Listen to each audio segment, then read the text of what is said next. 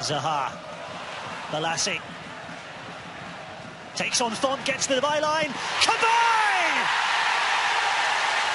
Well, he couldn't miss that one. The perfect setup by Balassi.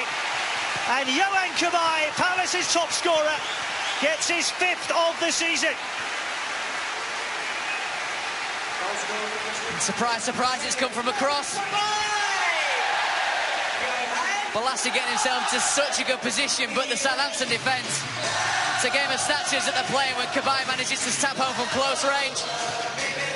Looks like his arm's just trailing offside there by Balassi, but does so well to get to the byline. And look at this.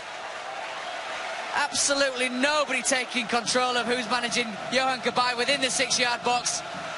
As you quite rightly say, Gary, he's not going to miss that. A player of his quality.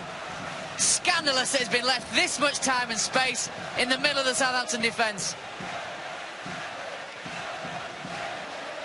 Well, it's only his 2nd goal from open play for Palace. The first was on the opening day at Norwich. The other 3 have all been from the penalty spot.